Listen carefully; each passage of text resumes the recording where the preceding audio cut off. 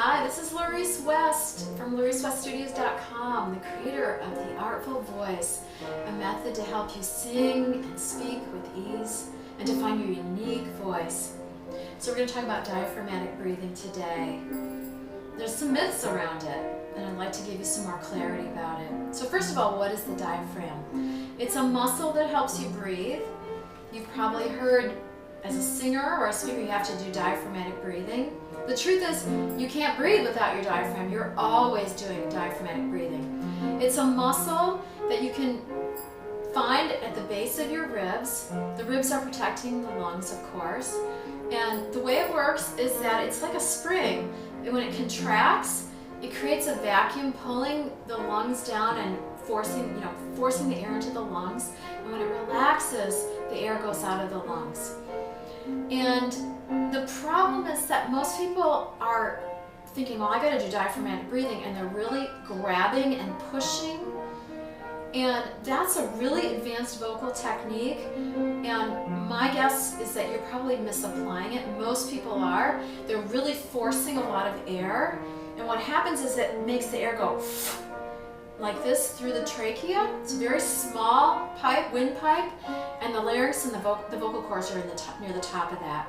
And so what it does is the vocal cords are trying to vibrate, and it gets all this air coming up for singing, which is not happening when you're speaking. You're breathing nice and comfortably when you're speaking, right?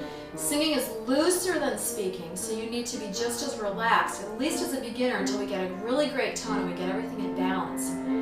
So what happens is all this air is coming up and it creates an airfoil.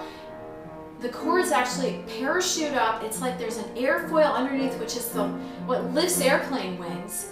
And they have to then grab to force themselves, because you're saying, I want to sing this note, force themselves back into place, and so there's much more tension. And that's limiting your tone, your tonal flexibility to create different sounds. It's limiting your range. You're overexerting yourself, and you may be singing flat because of this.